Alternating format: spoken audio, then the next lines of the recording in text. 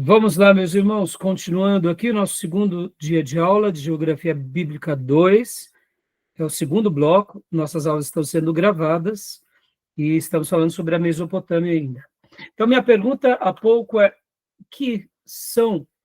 o que é uma civilização? Né? Até fiz a pergunta há pouco, no módulo anterior, dizendo o que é alguém bonito? Me defina o que é beleza. Me defina o que é feiura. Todo mundo sabe o que é, mas muitas vezes na hora de explicar nos faltam palavras. Eu acredito que todos vocês sabem o que é uma civilização. Temos uma ideia, mas definir é importante, né? E eu vou pegar até emprestado aqui. Então vamos lá. O que vocês acham que é uma civilização?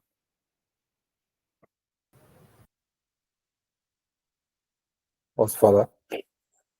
Pode falar. Civilização é um conjunto peculiar de todos os aspectos, seja intelectual, seja ele moral, artístico, cultural e até jurídico, né? Sim, obrigado, Júnior, obrigado. Isso aí. Quando nós falamos, né, a civilização da Mesopotâmia, vem uma ideia de povos, sejam eles de cidade-estados ou de império, como eu mencionei há pouco, né? Porque os sumérios, que são os primeiros povos, né, pelo menos datados pela arqueologia, as primeiras construções, as primeiras cidades são sumerianas, mas, ao mesmo tempo, eles eram uma cidade-estado. E depois vem os acadianos, que se tornam império, mas, ao mesmo tempo, as leis são muito parecidas. Depois vem os amoritas, que dos amoritas vem o primeiro império babilônico. Olha que interessante. Quando a gente fala Babilônia, irmãos, olha só que interessante. A gente lembra de Babilônia e a gente faz uma associação que a Babilônia, nesses dias da Mesopotâmia, era a mesma Babilônia dos dias de Nabucodonosor, e não são. Você tem que lembrar que há um hiato muito grande, há uma separação muito grande de tempos e povos. Então, na Mesopotâmia, a primeira dinastia babilônica, o primeiro império, que inclusive vem ali com o código de Hammurabi e o imperador Hammurabi, ali, a base desse povo babilônico eram os amoritas. Então, os povos amoritas criam o primeiro império babilônico, que é nesses dias antigos. Aí depois vem o Império Assírio, outro império, totalmente diferente. O império mais expansionista, o império maior. Ele expande o seu território ali do Egito até a Anatólia, até a Ásia. Ou seja, a Síria é um outro império, você perceba, tudo muito parecido, mas com as suas características diferentes. E depois um outro povo chamado Caldeu, que aí nasce com o povo caldeu o segundo Império Babilônico, que é chamado também de Neobabilônico, que foi o último grande povo da Mesopotâmia. Então, a gente fecha a Mesopotâmia, praticamente aquilo que historicamente é de 10 mil anos antes de Cristo, até os dias de Nabucodonosor, ali por volta dos anos 600 antes de Cristo. Ou seja, 9.500 anos de história, de povo, de gerações, e, ao mesmo tempo, cidades-estados que viram império, porque, como eu mencionei, irmãos, olha só, os sumérios eram cidades-estados por gerações, mas depois os acadianos, os amoritas, os assírios e os caldeus se tornaram impérios teocráticos. A Suméria era uma cidade-estado teocrática. Lembra lá do Pateses? Ou seja, a teocracia era presente. Eles eram politeístas, mas os outros povos, que são os acadianos, amoritas, assírios e caldeus, se tornaram um império teocrático, ou seja, de cidades-estados para impérios. Mas todos eles estão dentro do contexto da Mesopotâmia, ou seja, as leis, os costumes, a cultura, a economia, a questão bélica, o comércio, né? Tudo está dentro desse contexto. Por isso que quando a gente fala de civilizações e a gente fala Mesopotâmia, fica muito claro o que é uma civilização. Assim foram os fenícios. Eu quero gastar um tempo também em uma das aulas sobre os fenícios, que é muito interessante, viu, irmãos? Quando a gente fala sobre os fenícios, é legal estudar, tem muita correlação, principalmente a cidade de Tiro e Sidom, a Palestina, né, que é, claro, Canaã, Israel, para a Palestina, e o mundo depois que a gente conhece bem, que é a Pérsia, a Média, o grego, o romano, né? É isso que a gente já conhece melhor. Mas voltando agora, vou pegar emprestado, irmãos, aqui a definição do que o Google traz. Eu achei muito legal essa definição que o Google traz na inteligência artificial. Olha só, aqui, ó. Conseguem ler? Está dando para ver? Está muito pequeno, não? Não? Reis, olha só, olha que legal. Leia para nós aí, eu gostei bastante da definição do Google, ele traz o suprassumo do que é uma civilização, tá? Então, leia para nós, por gentileza. Uma civilização é um estágio avançado de desenvolvimento humano, caracterizado por uma sociedade complexa com organização social, política, econômica e cultural bem estabelecida. É frequentemente associada à fixação de comunidades em centros urbanos, à criação de sistemas de escrita, ao desenvolvimento de tecnologias e à produção de excedentes alimentares que permitem a especialização de funções. Essa definição aqui foi muito boa. O Júnior tinha já mencionado algumas coisas, mas foi muito, muito legal, né? Eu gostei bastante, por isso que eu procurei. A gente vai ver no slide já já, mas eu gostaria até de dissecar um pouco aqui com vocês também. Em resumo, pode continuar, Reis? Em resumo, uma civilização é um estágio avançado de desenvolvimento. Refere-se a uma sociedade com nível de desenvolvimento social, político e cultural mais complexo do que as sociedades mais simples. Organização completa. Possui instituições políticas, econômicas e sociais bem estabelecidas, como governos, leis e sistemas de comércio. Sistemas de escrita. Muitas civilizações possuem sistemas de escrita para registrar informações e transmitir conhecimento. Desenvolvimento tecnológico. Apresenta avanços tecnológicos em áreas como agricultura, metalurgia e construção. Centros urbanos. Desenvolve-se em torno de centros urbanos, que servem como polos de comércio, cultura e poder político. Joia, muito legal, não? Bem, bem claro, bem uma definição muito boa. E agora, exemplos de civilizações para encerrar essa parte, Reis, por gentileza. Ao longo da história, diversas civilizações surgiram e se desenvolveram, como Mesopotâmia, Egito Antigo, Grécia Antiga, China Antiga, Roma Antiga, Império Inca, civilização Maia, civilização Azteca, civilização Ocidental. Considerações. O conceito de civilização é complexo e pode ser interpretado de diferentes formas. Alguns pesquisadores consideram que a civilização é um conceito eurocêntrico que pode ser usado para hierarquizar diferentes culturas. Dá uma pausa aqui, dá uma pausa, por favor. Quando a gente lê aqui essa definição, conceito eurocêntrico, aí fica a recomendação do vídeo que eu passei para vocês verem, né? Que os europeus, em nome das suas conquistas, já que eles estavam na frente de outros povos, eles estavam indo conquistando os povos, dominando o povo, em nome de divulgar o seu conhecimento, sendo que, historicamente, a gente sabia que ali era uma expansão territorial e o quê? Vamos dizer assim, também abrir frentes para alcançar novas riquezas, principalmente minerais, como ouro, prata e todo tipo de joias preciosas. É o conceito assim, imperial, né? Um conceito imperial. Imperial. Pastor, então quer dizer que se o senhor fosse um inglês durante as expansões, o senhor ia ser contra a coroa? Irmãos, eu creio que todo servo de Deus, ele sempre vai se posicionar de uma forma correta com o ser humano. seja eles como conquistadores ou outros como conquistados. Se nós nascermos, por isso, essas aulas aqui elas são muito legais, elas nos fazem pensar, tá?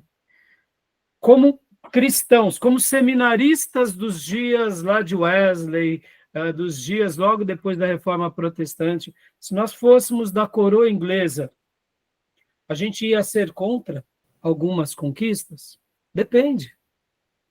A gente ia ter uma postura radical? Depende. Depende de como se conquista, porque historicamente a história já passou, então a gente sabe de tudo que aconteceu.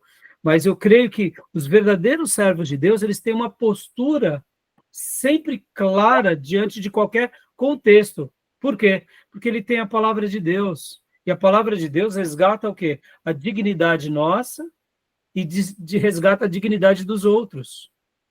E então, para um servo de Deus, essa resposta fica mais fácil, né? Então, assim, a gente não pode desprezar isso, irmãos. Isso daqui é que nem, por exemplo, agora, a ideia imperialista americana. A gente não pode desprezar. Ao mesmo tempo, a gente sabe dos benefícios que os Estados Unidos têm para o mundo. Ele acaba sendo um pseudo-império, sim, mas graças a Deus também por eles, porque o mundo acaba sendo mais resguardado por causa deles. Quer dizer, tem os acertos, tem os erros.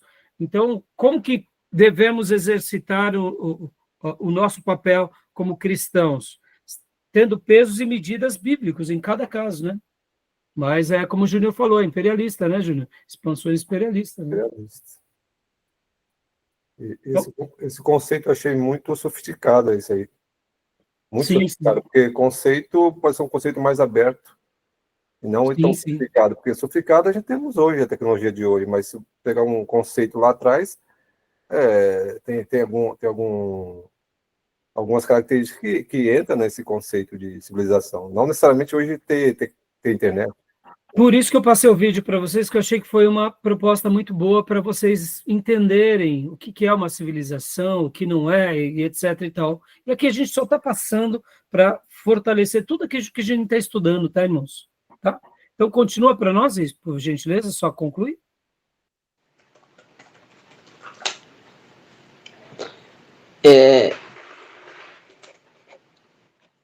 Nem todas as sociedades que apresentam algumas características de civilização podem ser consideradas como tal. Em suma, a civilização é um conceito importante para a compreensão da história humana, pois representa um estágio de desenvolvimento social e cultural complexo e avançado. Joia. Uma boa síntese, né? Eu gostei bastante desse material que eu peguei, inclusive o próprio Google, irmãos. Hoje a inteligência artificial, como a gente já aprendeu aqui, ela é muito útil, a gente tem que explorar. Né? É claro que pesquisas no Google, principalmente quando se trata de uma vida universitária, teológica, a gente tem que fazer aqui, de fato, uma pesquisa muito madura, porque nem tudo é fidedigno, né? Vocês sabem disso. Pesquisas, assim, consultar no Google qualquer site de busca pode ser perigoso. Por isso que, quando se trata de algo mais catedrático, acadêmico, científico, a gente deve buscar no Google acadêmico, né? Mas aqui a inteligência artificial, ela traz boas informações, né? Pode ver que ela documenta cada uma delas. Achei muito legal, tá bom? Tudo bem até aí, meus irmãos? Tá? Então, vamos voltar lá para o nosso slide, né, para a gente trabalhar em cima dele. Quero ler aqui com vocês um pouco desse material, porque ele é bem interessante também. Então, vamos lá. Irmão Júnior, por gentileza, leia para nós aqui, né? Próximo slide.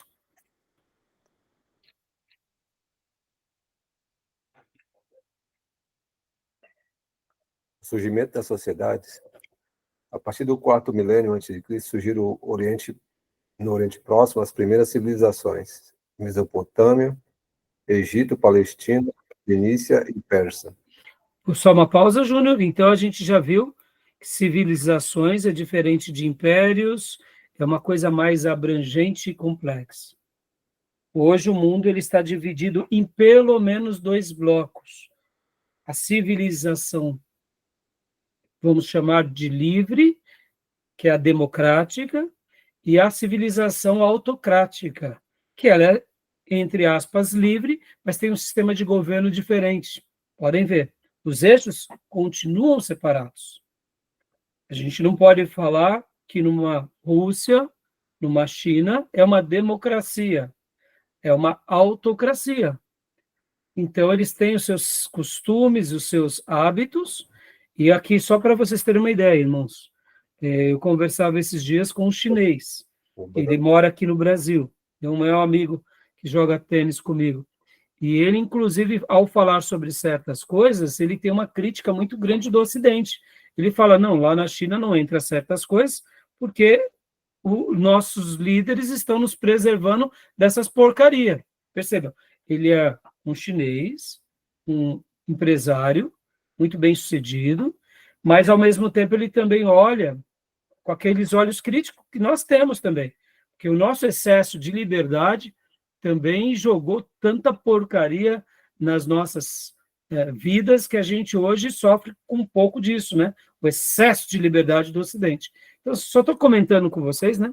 Porque, sem fazer uma defesa agora, né? É óbvio que eu prefiro ser do Ocidente do que do Oriente, é óbvio, mas eu estou dizendo que são conceitos de civilizações que ainda hoje, né, século XXI, estão bem presentes.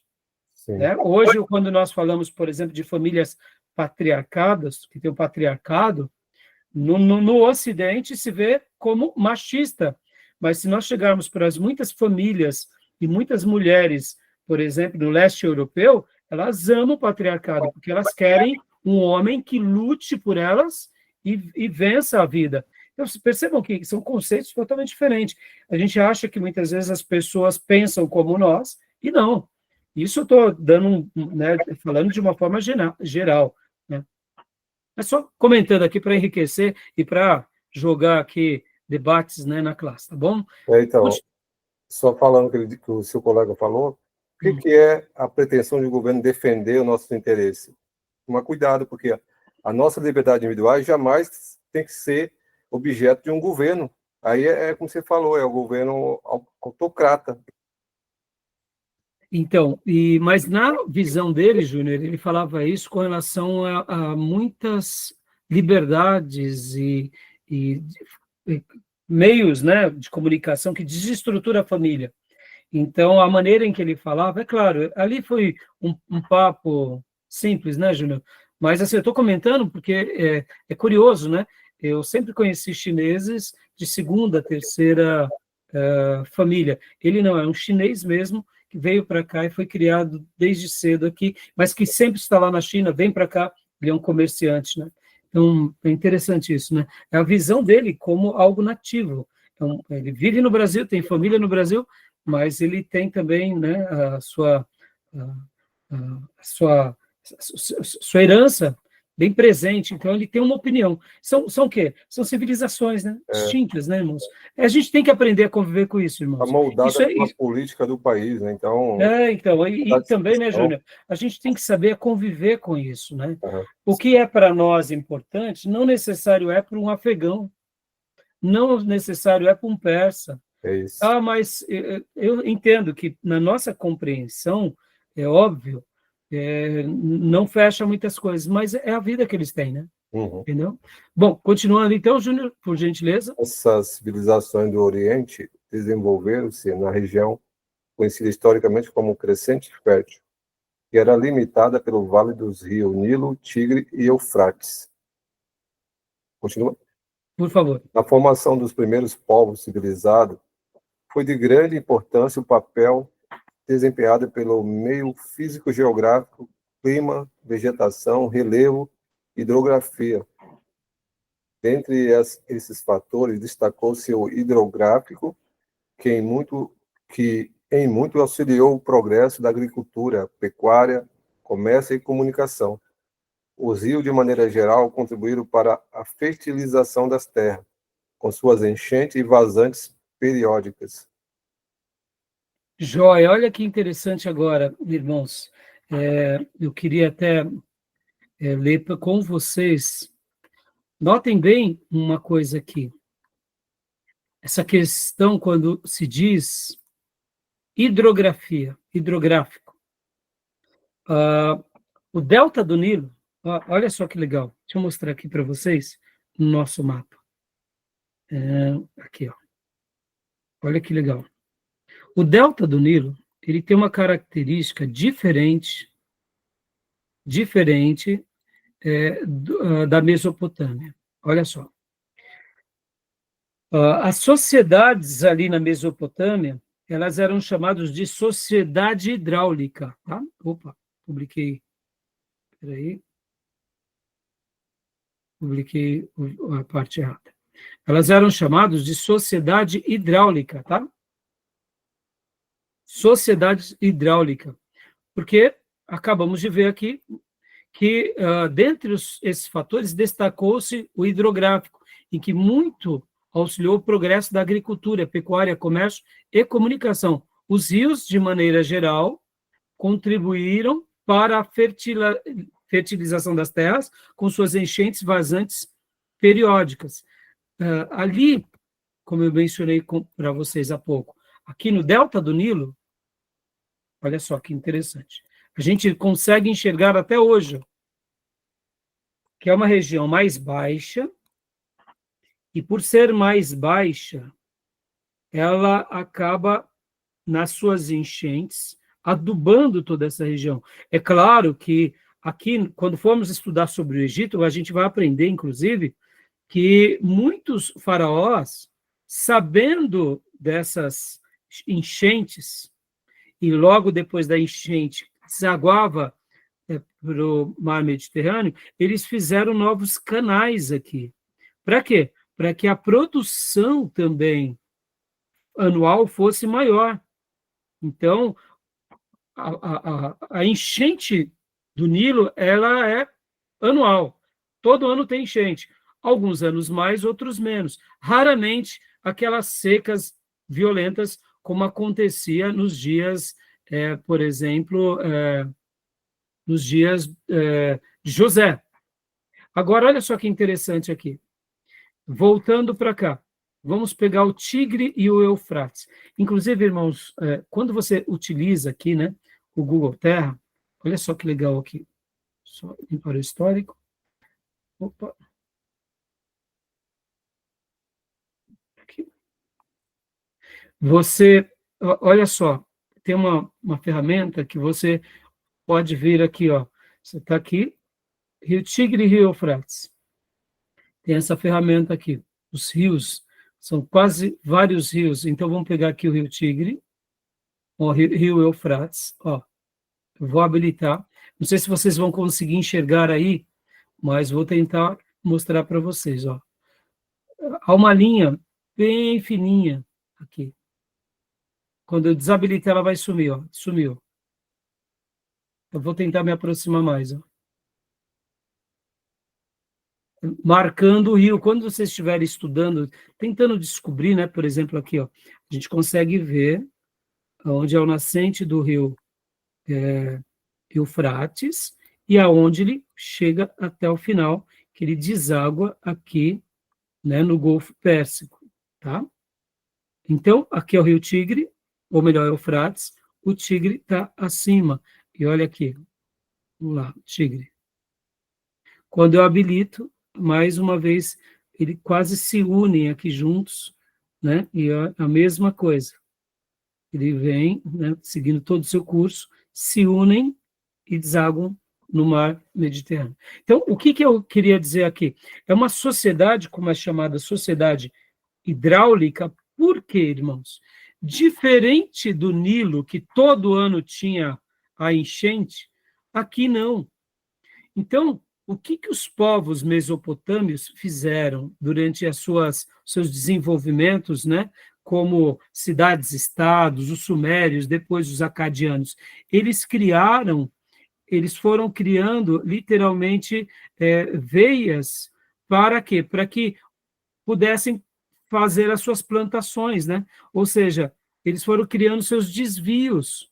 E até hoje, quando você pega, por exemplo, aqui, né, quando você aproxima o mapa, até hoje, muitas vezes, você vê esse lado humano nesses rios, aonde você cria acessos, literalmente para quê? Para que na parte, durante aqueles períodos em que são mais cheios os rios, eles vão literalmente sendo distribuídos para outros canais, para que possam, assim, utilizar os plantios, né? Então, a civilização aqui, mesopotâmica, ela utilizou muito disso, porque, como eu disse, diferente do rio Nilo, que todo ano tinha a cheia, o rio Tigre e Eufrates já não tinha essa mesma frequência. Interessante isso, não? Tá bom? Só um adendo aqui para vocês, para ajudar nessa informação, e por isso que é chamado de período de sociedade hidráulica, tá, irmãos? Então, foram povos que aprenderam muito a lidar com essa questão do manuseio dos canais. Interessante, né? Sem os canais, não havia prosperidade, e é por isso que é um crescente fértil. Agora, perceba o que não é a cultura, o que não é o comércio. E outra coisa importantíssima também, né, meus irmãos? Se a gente for ver, a gente vai ver no livro texto o quê? Que esses rios, eles serviram como o quê? Como rotas comerciais. Eles até hoje são rotas comerciais. Então, o seu produto, a sua comida, o comércio de uma forma geral, inclusive o sistema de escrita que foi desenvolvido pelos sumérios, dizem os estudiosos que foi baseado, num primeiro momento, para as grandes negociações, para você registrar os seus negócios. E aqui se cria, né, o sistema cuneiforme. A gente vai chegar lá já já, tá bom? Beleza? Tudo bem até aí? Alguma pergunta, alguma dúvida? Não? Então, vamos lá. Beatriz, por gentileza, né, aqui mais uma vez mostrando um desenho, e aqui agora Mesopotâmia, bom, já sabemos que significa entre rios, né? Ou seja, entre o rio Tigre e o Eufrates, tá? E agora leia para nós, por gentileza, Beatriz. Essa região foi invadida por vários povos, porque sua localização geográfica possibilitava acesso pelo mar Mediterrâneo e também pelo Oriente, gerando lutas constantes. Outra causa das rivalidades na tumultuada história da Mesopotâmia foi a desigualdade na distribuição dos recursos naturais, pois no sul encontravam-se terras férteis, boas para plantação, e ao norte somente terras áridas de difícil plantio. Então, isso causava as rivalidades, né? Obrigado, viu, Beatriz? Mas, ao mesmo tempo, olha só que interessante, irmãos, quando nós formos estudar sobre o Egito, vocês verão que o Egito tem partes desérticas, né? Ele pode ver a África, né? Continente africano, o Egito está ali a norte, então tem o acesso para se chegar ali na região mais rica, vocês notarão que é muito mais difícil. O Egito, o acesso dos outros povos, acaba sendo praticamente o acesso principal pelo Mediterrâneo. Então, querendo ou não, você tendo uma boa defesa ali no Mediterrâneo, você já impede a conquista de outros povos, porque nas costas você tem alguns acidentes geográficos muito grandes que dificultava os outros impérios invadirem o Egito. E nós temos a Palestina, né, e todo o deserto ali do Sinai, que dificulta qualquer exército. Já na Mesopotâmia, não. Né? A localização geográfica é praticamente quase como um platô. Claro, tem os montes, etc. e tal, mas assim facilitava bastante. Né? Então, é um detalhe bem curioso, tá bom? Continuando, Beatriz, por gentileza, filha. Dentre os povos que dominaram a Mesopotâmia, podemos destacar os sumérios, os acaios, os babilônicos e os assírios. Os povos que dominaram a Mesopotâmia basearam-se principalmente na agricultura, pois os rios Tigre e Eufrates possibilitavam terras férteis, assim como o rio Nilo no Egito. Muito jóia. Por favor, agora, Fia. Sumérios. Primeira civilização da Mesopotâmia. Cidades importantes: Uruk, Lagash, Eridu e Nippur. As cidades tinham autonomia religiosa, política e econômica. O chefe político denominava-se Patese. Os sumérios são responsáveis pela forma de escrita mais antiga que se tem conhecimento, que é a escrita cuneiforme. Exato. Agora a gente vai dar uma pausa aqui para falar um pouco sobre a escrita cuneiforme, né? Só para vocês terem uma ideia, né, irmãos? É claro que a escrita cuneiforme não foi a única que existiu. Então, a gente vai ter na história, né, mundial, como documento, aquilo que nós chamamos de pré-literário, ou seja, antes do conhecimento da escrita, mas isso não significava também, como a gente até mencionou, que aquele povo, porque era um período pré-literário, que ali não era uma civilização. Isso não significa. Eles só não tinham o registro. É óbvio que no momento da escrita se perpetua o quê? A tradição e a transferência do conhecimento de uma forma em exponência para as próximas gerações. Mesmo sendo um estilo de escrita mais rústico, mas mesmo assim é um conhecimento que se compartilha, se torna exponencial, né? Uma coisa é eu ter um conhecimento e passar o meu conhecimento para alguns. No momento que eu escrevo, o meu conhecimento ele se torna potencializado, porque eu passo para alguns e os meus textos passam para muitos outros.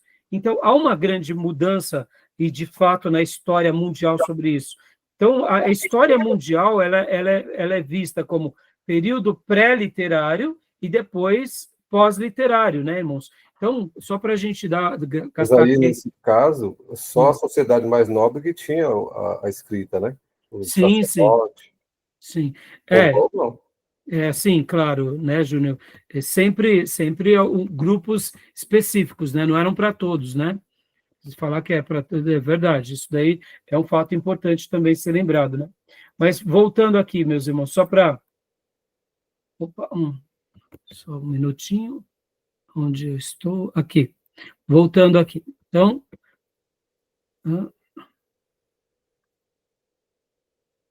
Aqui. Joia. Aqui é um exemplo do que é uma pedra do achado cuneiforme. Por que recebe esse nome cuneiforme, irmãos? Porque era cunhado, com uma cunha. E aqui é um achado arqueológico maravilhoso, tá? Pode falar, Beatriz? Pode perguntar, filho? Eu vou falar das partes da escrita, que numa das séries do José do Egito mostra que ele está aprendendo a ler e escrever, né? Porque ali da região de Abraão, é possível que ele aprendeu a ler e escrever, né? Sim.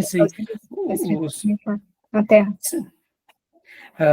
Aqui a gente está tratando ainda dos povos mesopotâmicos, né? Lembra que nós já vimos, e lemos inclusive hoje, na primeira aula, nós trabalhamos bastante sobre isso, o berço das civilizações. Até 1900, todo mundo falava que era no Egito, e depois se descobre que os sumérios e todas essas civilizações mesopotâmicas, elas são muito antes do Egito. O Egito nem tinha nascido.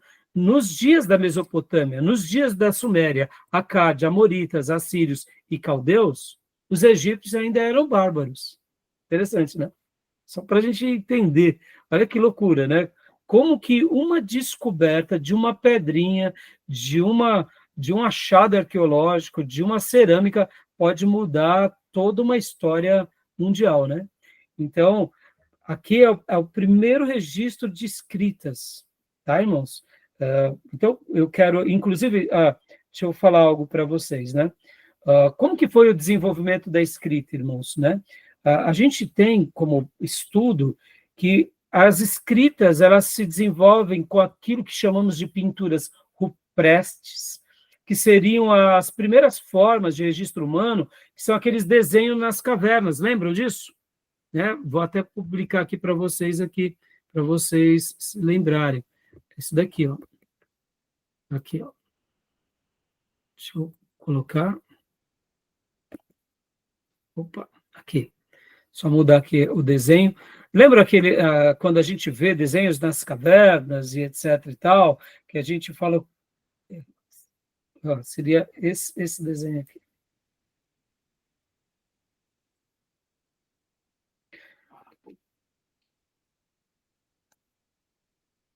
Aqui. Né? Opa, ainda não. Aqui. Onde está? Só um segundinho que eu estou abrindo aqui, irmãos. Não.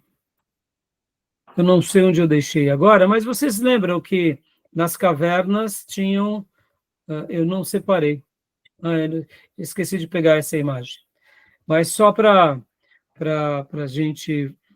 Desculpe, irmãos, eu pensei que eu tinha separado, mas eu não separei. Mas vocês lembram daqueles desenhos nas cavernas, né, irmãos? Lembram deles, né? Então, seria mais ou menos isso, tá? Bom, segundo a questão da arqueologia, né, irmãos? Nós temos duas coisas, né, que seriam os momentos pré-históricos, aliás, aqui, deixa eu ver para cá. Aqui, ó. A pré-história ou história pré-literária é dividida por dois períodos, o Paleolítico, ou Idade da Pedra Lascada, e o período Neolítico, ou Idade da Pedra Polida. Aqui é aquela ideia da teoria da evolução, né, irmãos? A gente só estou comentando aqui, não porque acreditamos isso, mas isso acaba sendo parte da história, né? Aqui são artefatos desses momentos, né? Olha que interessante, né? O Paleolítico iniciou-se aproximadamente há 3 milhões de anos atrás e encerrou-se em 10 mil anos antes de Cristo, sendo dividido em duas partes, Paleolítico inferior e superior. No livro do pastor Enéas Tonini, vocês vão ver que tem umas divisões dessas fases. Eu achei bem interessante. Vai estar ali no quadro histórico cronológico da Mesopotâmia. A gente já lê algo do livro que eu quero compartilhar com vocês. Então, aqui seria aquela ideia, né, que todo mundo tem da evolução, etc. e tal. Mas quando a gente começa a avaliar, e você vê que até a ciência bate cabeça nessas questões, porque, árvore genealógica, a linhagem dos homens modernos, ou seja, haviam várias espécies, segundo a própria ciência, viu, irmãos, nesse período aí mais antigo, tá? Então, percebam que aqui bate-se muito cabeça com relação a essas questões. Já aqui, por exemplo, aqui é um pedaço do crânio, né, daquele achado, né, réplica de um crânio do Homens erectus, no acervo do Paleozoological Museu da China. E aqui seria, né, a reconstrução do homem neandertals, né, o neandertaleses. E, segundo os cientistas, essa figura aqui representa bem melhor, não sei porque não está mudando, aqui seria o Homo sapiens, nessa próxima figura. Deixa eu fechar aqui, irmãos, que não sei por que razão ele não está lendo. Só uma pausa, joia. Vou mostrar para vocês já. Então, assim, isso é o que a história trata, tá, irmãos? Eu estou falando tudo isso que a gente vai ir para a escrita, né? Não tem como a gente trabalhar nessa questão da escrita sem trabalhar nessas imagens, tá? Deixa eu abrir aqui. Esse daqui seria a figura mais provável do Homo sapiens, né? Segundo a ciência, tá, irmãos? Ó. Pode ver que ele tem traços mais asiáticos, né? Ó. Tá bom? Bom, agora vamos ao que interessa, que é a questão da escrita, né? Vamos lá, meus irmãos. Então, voltando. Segundo os estudiosos, o que acontece? Vou voltar aqui para o outro slide, que é aqui. Essa questão da escrita começa, então, com as pinturas rupestres, que eram aquelas pinturas onde desenhava-se animais, os homens caçando os animais, vocês lembram muito bem. Depois, segundo, né, os estudiosos, entram o período dos pictogramas, que representam objetos e ideias através dos desenhos, que também foi uma forma muito importante ainda no desenvolvimento da escrita. Só que os pictogramas, o que acontecia com eles? Cada povo trabalhava com os pictogramas de uma forma. Então, não havia uma comunicação precisa. Quando surge, então, a ideia da escrita cuneiforme, aí sim, os sumérios, por meio dos símbolos em argilas, eles começam a registrar essa comunicação escrita, e segundo alguns historiadores e arqueólogos, eles fizeram isso para facilitar o comércio.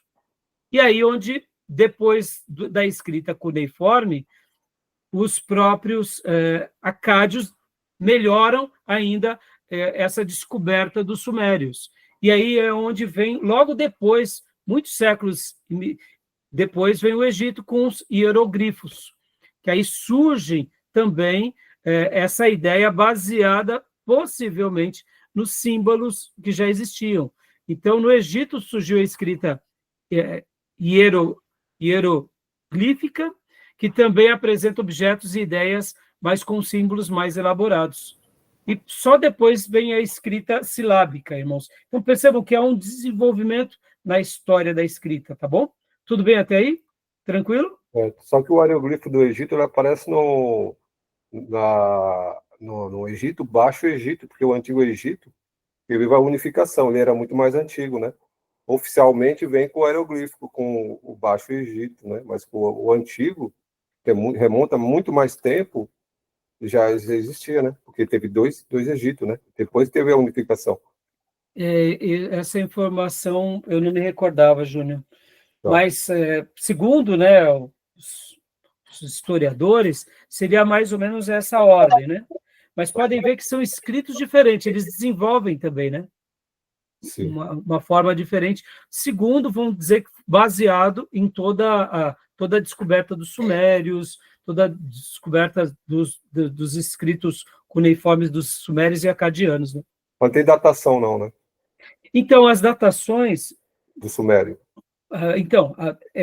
Do Sumério, a gente... Vamos acompanhar aqui, ó. Vamos lá. No livro-texto tem uma datação, Júnior, mas eu não me lembro agora. Eu vou pegar a datação, tá?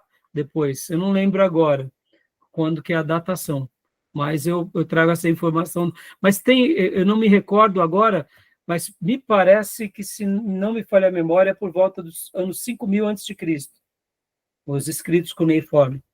5.000 ou 6.000 a.C., se não me falha a memória, antes mesmo dos acadianos. Porque você tem que lembrar que Sargão I, a data dele, né, é uma data...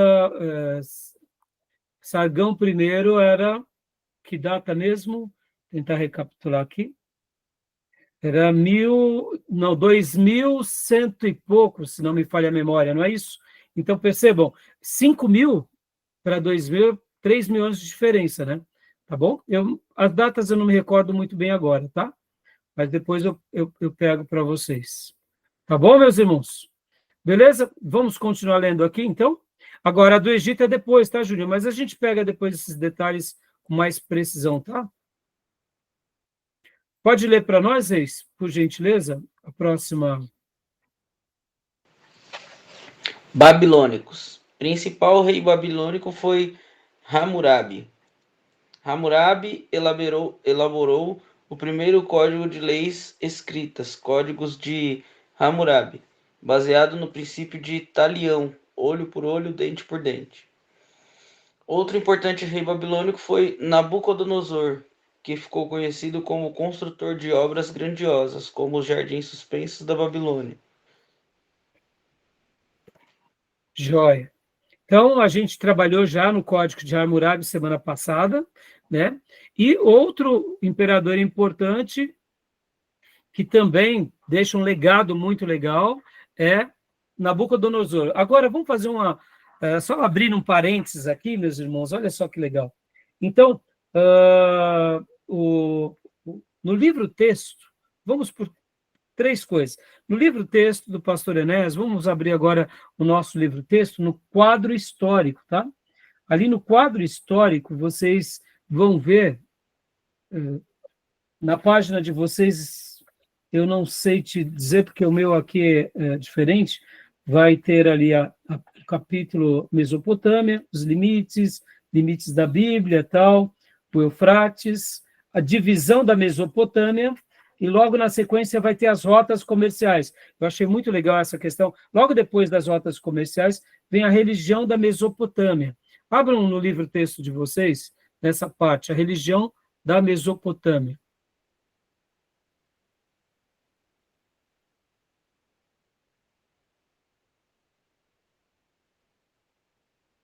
Acharam? A religião da Mesopotâmia. Deixa eu só voltar aqui. Eu queria mostrar para vocês uma figura muito interessante aqui, que eu achei legal demais. Aqui, ó. Deixa eu mostrar para vocês aqui, ó. Essa aula é muito legal, porque a gente acaba aprendendo tanta coisa boa. Aqui, ó. Religião da Mesopotâmia. Acharam o livro-texto? Como o meu livro é digital, irmãos, então ele não aparece as páginas, né? Aqui não tem porque o livro em Kindle, você põe o tamanho que você quer, né? Não vem páginas. Religião da Mesopotâmia. Eu queria... Leia para nós, Beatriz, essa parte aqui, por gentileza. Tá. É a página 297, tá? 297. A minha é a página 15, porque o meu livro em papel é esse daqui, né? É uma edição antiga. Então, por favor, leia só essa parte aqui. A religião da Mesopotâmia, particularmente da Suméria, era idólatra, como afirmam os achados arqueológicos. Veja também o que Josué 24:15. Deuses e deuses grosseiros eram adorados e moravam em zigurates enormes, como também santuários domésticos. Joia, exatamente. Era isso daqui. Então, a gente já aprendeu que eles eram politeístas, tá? Segundo alguns historiadores, eles não acreditavam na vida da pós-morte, eles adoravam os seus deuses, eles eram politeístas. Agora, olha só que eu queria mostrar para vocês, e é isso que eu falo para vocês, que a aula de Geografia 2, ela se torna apaixonante, porque a gente está aprendendo muitas coisas, e como a gente entende como os seres humanos eles vão evoluindo, né? E aqui, quando a gente fala sobre esses zigurates, né? Deuses e deusas grosseiros eram adorados e moravam em zigurates enormes. Olha só aqui, esse achado arqueológico. Olha que legal. Quando nós colocamos aqui no Google, Zigurate de Ur, olha que fantástico. Zigurate de Ur. Vamos viajar, vamos ver um pouco o que era um zigurate. Olha só, meus irmãos. Aqui, ó. Zigurate de Ur. Então, aqui é um desenho. Vamos descer aqui, ó. Esses são achados arqueológicos dessa época dos sumérios, meus irmãos. Né? Onde eram as habitações desses deuses. Olha só. Se você um dia tiver o privilégio de viajar nessas regiões, aqui, está demorando um pouco para virar, esse é um zigurate. Né? Dessa época dos sumérios. Então, aqui também, quando a gente começa a rodar dessa outra região, vocês vão ver outros achados, né, arqueológicos fantásticos. Aqui, vamos para cá. Deixa eu tirar daqui e vir desse modo, só para vocês terem uma noção. Ó. Toda essa região são achados arqueológicos que estão até preservados, estão vendo? Claro que aqui, deixa eu pôr aqui nosso bonequinho, para a gente ir até essa porta. A gente tem uma visão panorâmica, que seria isso. Ou seja, segundo, pode ver, tem uma cerca que ninguém passa, né, irmãos, a não ser arqueólogos, né? E esses achados datam esses períodos aí milenares dessas civilizações. Para ficar mais legal ainda, vamos colocar aqui, irmãos, Babilônia. Babilônia. Para ficar mais legal. Que seria o Império... Não, vamos colocar aqui. Não é no Iraque, não. Babilônia... Onde? Ruínas antigas da Babilônia, exato. Aqui. Ruínas antigas da Babilônia. Olha que legal. Possivelmente os jardins suspensos da Babilônia eram aqui, ó. Tá vendo? Essa região, que é Ruínas da Babilônia. Aqui, sim, já é a segunda Babilônia, que os caldeus, né, no caso, o povo que é a base para esse império, né? E olha só que interessante, irmãos, nessas ruínas, lembra que a gente falou sobre os rios próximos, ó? Podem ver que sempre, quando não havia rios, eles criavam canais, né? Mas aqui é, de fato, as ruínas do Império da Babilônia. Interessante, não? Tá bom, meus irmãos? Só para vocês verem o quanto essa aula ela acaba sendo maravilhosa, porque a Bíblia fala da Babilônia, de Nabucodonosor, isso é historicamente conhecido, né? Tá bom? Os jardins suspensos, né? Deixa eu até pegar... Bom, vocês já viram as fotos dos jardins suspensos da Babilônia, né? O que seria o jardim suspenso da Babilônia? Você sabe o que seria ou não, irmãos? Quem já ouviu? Não? Não? Então, o que seria os jardins suspensos, né? A Babilônia foi um dos impérios mais... um dos impérios que mais, como que nós poderíamos dizer, deixou um legado até histórico. E os jardins suspensos eram, na realidade, literalmente como uma edificação, um prédio antigo, onde havia jardins, literalmente em cima. Hoje não é muito comum, por exemplo, irmãos, quando você passa por um prédio e naquele prédio existe, vamos dizer assim, existe ali naquele prédio um jardim, logo na cobertura, tem coqueiro, palmeira, o prédio tem 20 andares, um prédio de rico, tá, tudo bem. Você vai num grande arranha-céu hoje no mundo, hoje eles colocam piscina, tá? Hoje temos a tecnologia, mas por que os jardins suspensos da Babilônica foi considerado como uma das 7 maravilhas do mundo? Por causa disso, porque na antiguidade, como que você iria colocar um jardim em cima de uma grande construção? Você não tinha o que fazer. Então, na realidade, o que acontecia? Nabucodonosor foi um império tão expansionista e tão próspero que ele constrói o seu palácio e em cima, né, tinha um jardim maravilhoso e que se perdurou durante muitas gerações. Isso era admirável, porque não existia esse tipo de feito, né? Você conseguir construir... Hoje nós temos aço, nós temos cimento, temos uma tecnologia que nos dias da Babilônia, você tem que lembrar, irmãos, que o cimento foi criado pelos romanos. Essas torres, que as construções gregas, elas já são diferentes. Somente depois, com os romanos, que as construções ficam mais glamurosas, que eles descobrem o cimento. Então, Nabucodonosor tinha um palácio, em cima desse palácio tinha um jardim, onde ele passeava.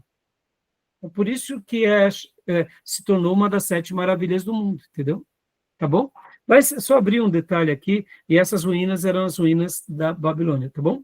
Então, vamos voltar aqui para o nosso assunto, né? Que a gente estava falando das escritas cuneiformes, né? Então, para a gente... aqui. Já eu pego e compartilho uma foto com vocês sobre os jardins suspensos, tá? Então, você já leu, né, Beatriz? Joia. Aí, outra civilização é os assírios. Lê para nós aí, por gentileza. Assírios. Os assírios anexaram territórios além do limite da Mesopotâmia, como a Síria e o Egito. Considerados guerreiros ferozes, os assírios impunham a dominação pelo terror. Saqueavam, destruíam e massacravam os vencidos. Este povo foi o primeiro a ter um exército organizado. Joia. Aqui é o outro povo que nasce, no caso, né, do povo mesopotâmio. Falamos dos sumérios, dos acadianos, falamos do primeiro império babilônico, que é com os amoritas, que é com Hammurabi, né, ou seja, a base do povo era amorita, aí nasce o império babilônico, e agora vem o assírios, né? Só mostrando para vocês aqui, eu peguei na internet rapidamente, ó, Jardins Suspensos da Babilônia, olha só. Aqui dá para ter uma noção de como era mais ou menos, Beatriz e irmãos. Então, a gente deduz que era algo como esse daqui, ó, por exemplo. Tá vendo? Essa figura. Né? Isso não era uma coisa comum. Você ir para o império e chegar naquele império, ou naquela região, e ainda ter, né, por exemplo, olha só, toda uma construção. Né? Aqui outras fotos mostram um pouco. São várias fotos, tá, irmãos? Aí a gente tem que ver com os especialistas qual é o que mais se assemelha à realidade. Uma coisa é fato, foi algo impressionante na história, né, na história mundial, tá bom? Ó, já disse suspenso aqui. Então, possivelmente era algo como esse daqui, tá bom? Muito difícil, né? A gente tem que lembrar que, tudo bem que aqui já é, né, vamos dizer assim, é o último império da Mesopotâmia, né? Tá bom? Beleza, meus irmãos, vamos dar a pausa? Para a gente não ficar muito longo, tá bom? Alguma pergunta, alguma dúvida? Não? Então, vou dar uma pausa aqui, tá bom? E a gente retorna já já.